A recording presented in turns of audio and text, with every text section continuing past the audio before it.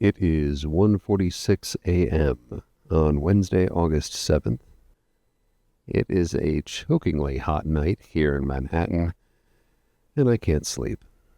Welcome to Short Stories for Long Nights. I'm Jason.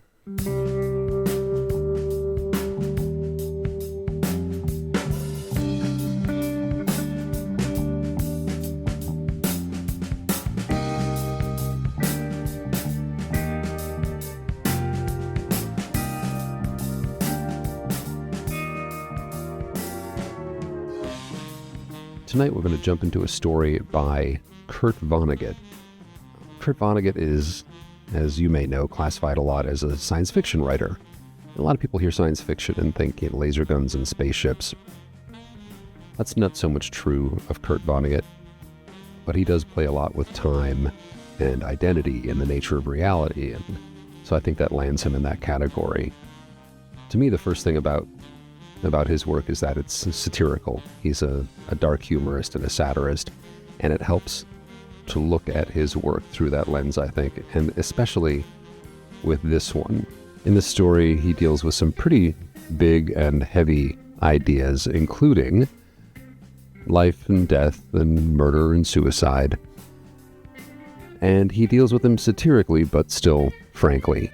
So just a heads up, if that sounds like something that will cause you more angst than pleasure, I won't hold it against you if you skip this episode. So, with that in mind, I'm going to pour myself a cup of this morning's coffee, reheated of course, not a complete psychopath. I invite you to pour yourself your favorite beverage or just sit back and relax and enjoy the short story To Be or Not To Be by Kurt Vonnegut.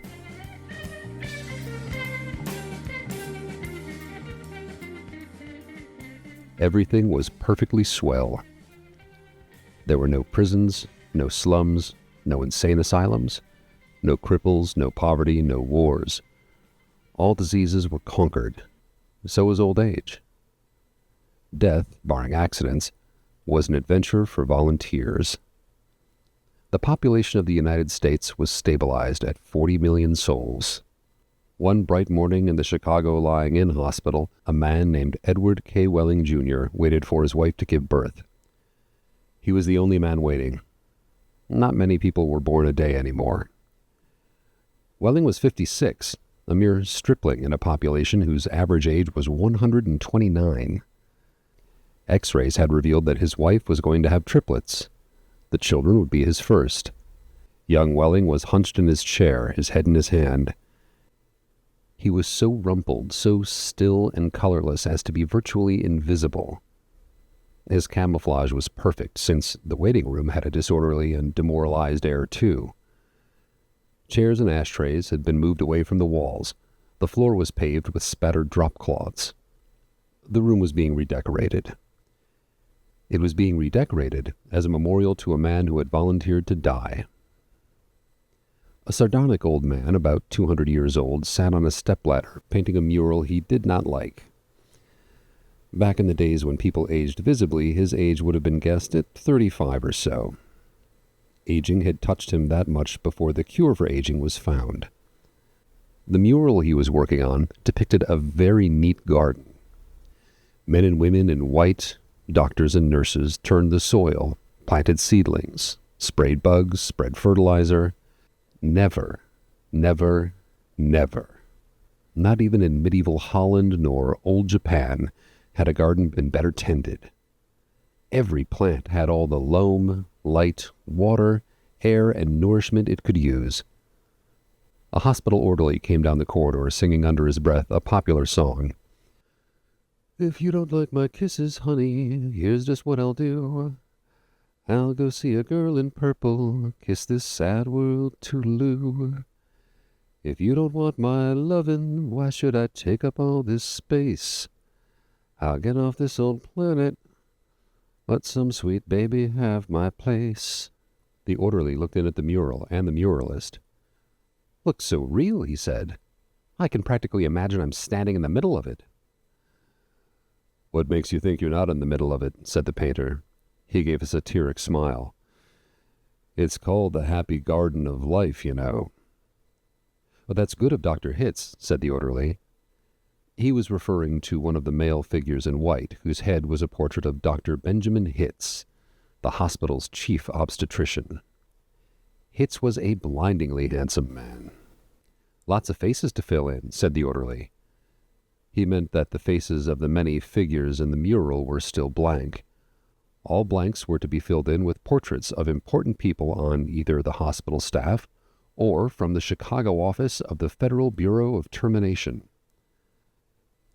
Must be nice to be able to make pictures that look like something, said the orderly. The painter's face curdled with scorn. You think I'm proud of this daub, he said.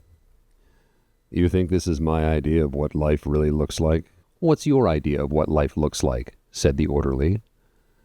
The painter gestured at a foul drop-cloth. There's a good picture of it, he said. Frame that, and you'll have a picture a damn sight more honest than this one. You're a gloomy old duck, aren't you? Said the orderly. Is that a crime? Said the painter. The orderly shrugged. If you don't like it here, Grandpa, he said, and he finished the thought with the trick telephone number that people who didn't want to live anymore were supposed to call. The 0 in the telephone number he pronounced naught. The number was 2BR naught 2B. It was the telephone number of an institution whose fanciful sobriquets included Automat, Birdland, Canary, Catbox, Delouser, Easy Go, Goodbye Mother, Happy Hooligan, Kiss Me Quick, Lucky Pierre, Sheepdip, Warning Blender, Weep No More, and Why Worry? To be or not to be was the telephone number of the municipal gas chambers of the Federal Bureau of Termination. The painter thumbed his nose at the orderly. When I decide it's time to go, he said, it won't be at the Sheepdip. Oh, do-it-yourselfer, eh? Said the orderly. Messy business, Grandpa. Why don't you have a little consideration for the people who have to clean up after you? The painter expressed with an obscenity his lack of concern for the tribulations of his survivors. The world could do with a good deal more mess, if you ask me, he said. The orderly laughed and moved on. Welling, the waiting father, mumbled something without raising his head, and then he fell silent again. A coarse, formidable woman strode into the waiting room on spike heels. Her shoes, stocking, trench coat, bag, and overseas cap were all purple, the purple the painter called the color of grapes on Judgment Day. The medallion on her purple musette bag was the seal of the Service Division of the Federal Bureau of Termination, an eagle perched on a turnstile. The woman had a lot of facial hair. An unmistakable mustache, in fact. A curious thing about gas chamber hostesses was that, no matter how lovely and feminine they were when recruited, they all sprouted mustaches within 5 years or so. Is this where I'm supposed to come? She said to the painter. A lot would depend on what your business was, he said. You aren't about to have a baby, are you?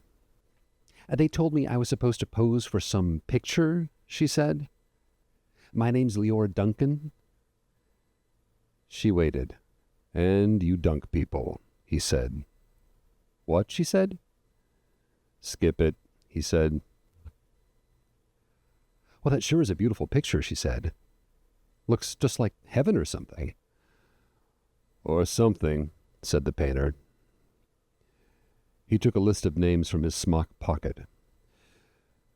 Duncan, he said, scanning the list. Yes, here you are. You're entitled to be immortalized.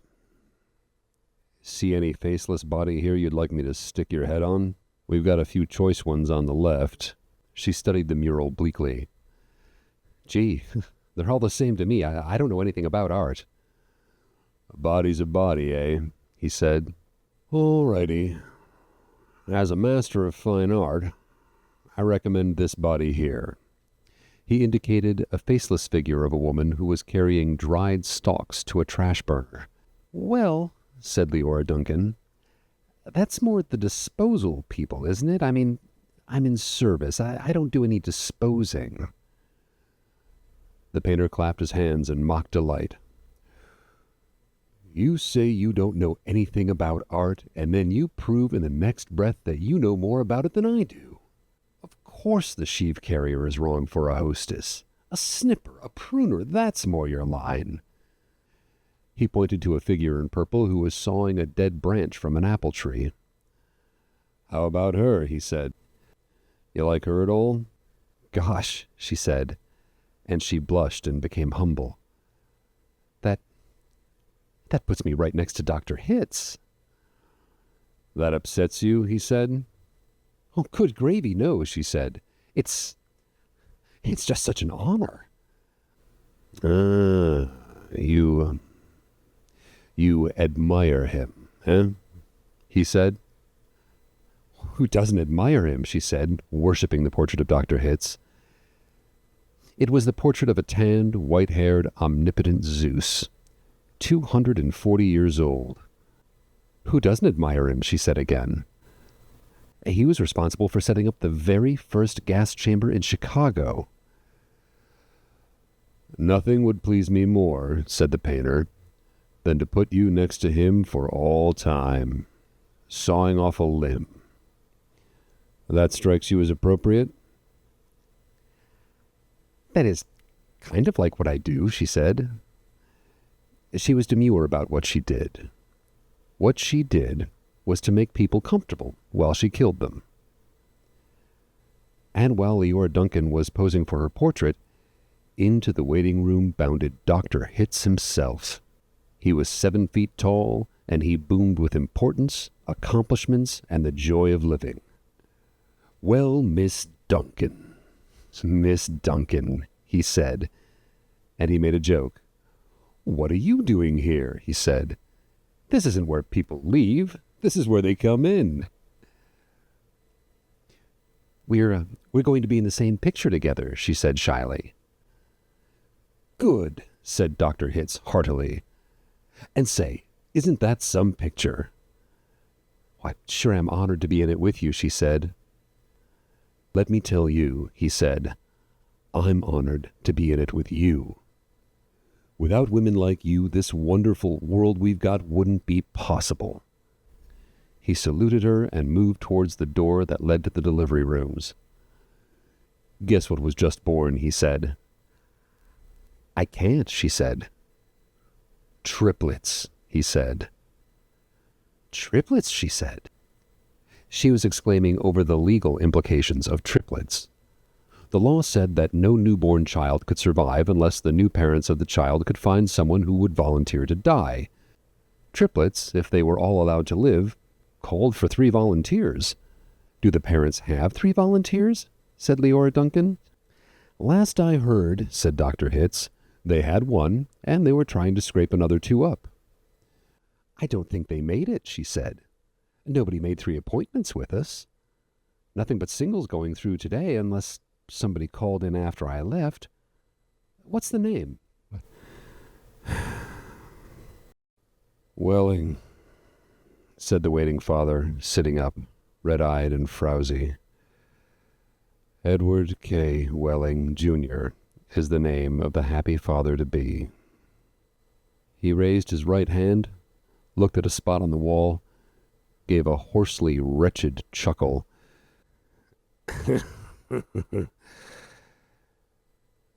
Present, he said. Oh, Mr. Welling, said Dr. Hitz, I didn't see you. The invisible man, said Welling. They just phoned that your triplets have been born, said Dr. Hitz. They're all fine, and so is the mother. I'm on my way to see them now. Hooray, said Welling emptily.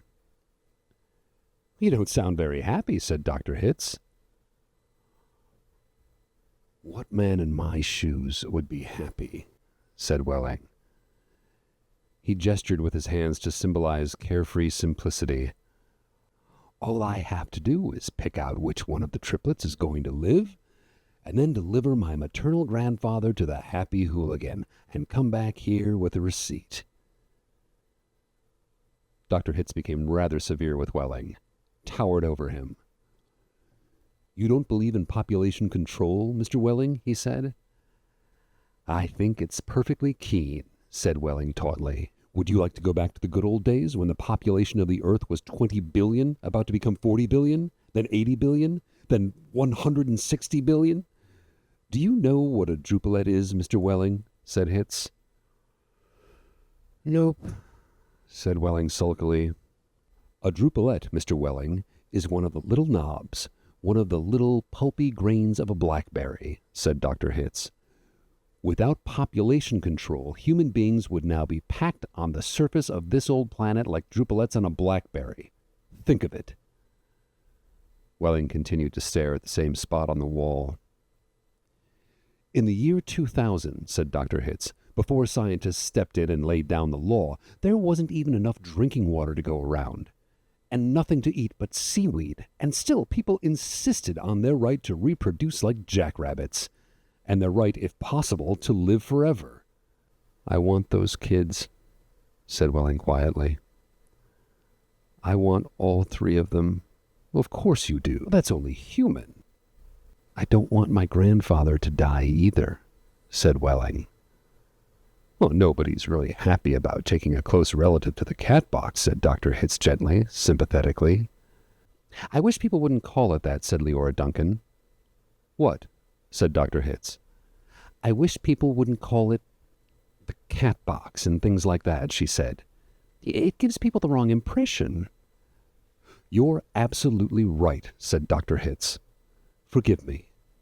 He corrected himself, gave the municipal gas chambers their official title, a title no one ever used in conversation.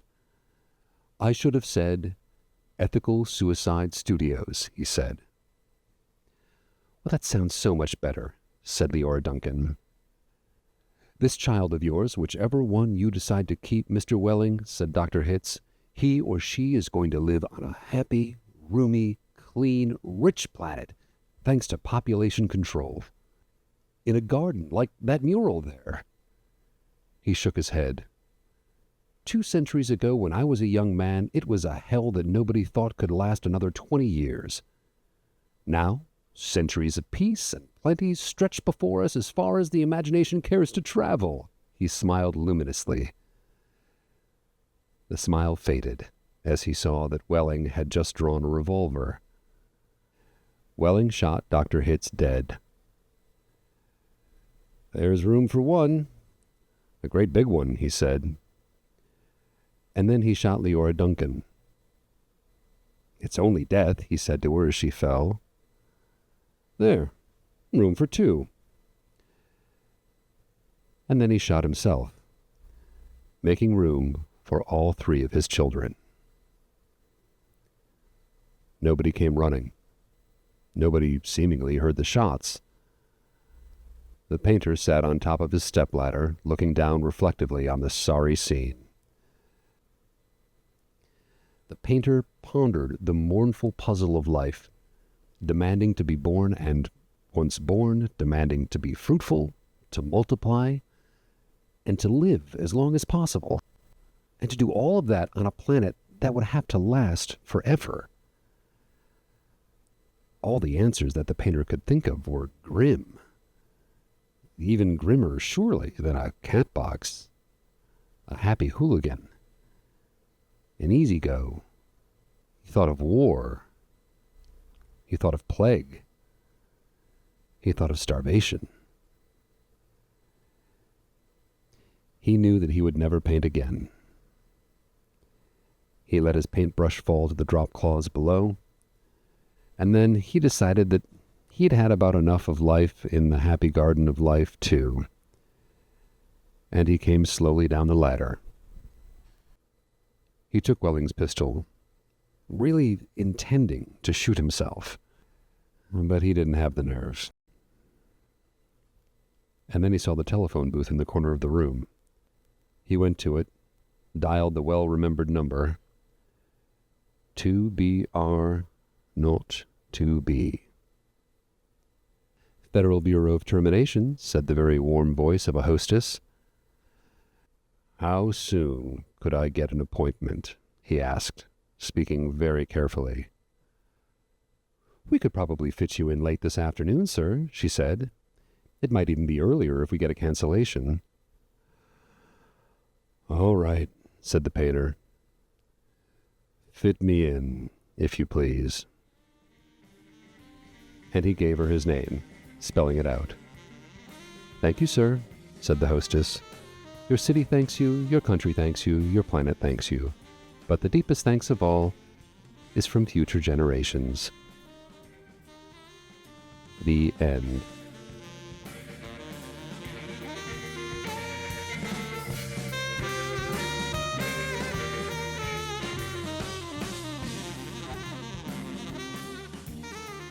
So, a bit of a dark little tome for this muggy August night. There are things I love about it. I love that we have an artist in there working on something that isn't really art. In this supposedly idyllic world, he's still trapped. I also love the detail, this idea that a division of the federal government whose job it is to move people past the end of their life, and the official logo of this department is an eagle perched on a turnstile.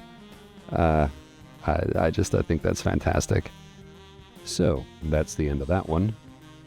Thank you, Mr. Vonnegut, for your darkly comic work. As always, thank you for listening. Our gorgeous artwork is done by Allison, and our gorgeous music is provided by the band Took. So why not check out the links provided to some of their amazing work. Short Stories for Long Nights is brought to you from my kitchen on the Lower East Side of Manhattan. If you like the show, please hit subscribe and come on back next week. Every week we're going to bring you short stories from some of the world's best authors, both well-known and maybe some you haven't heard of. So, please join us again.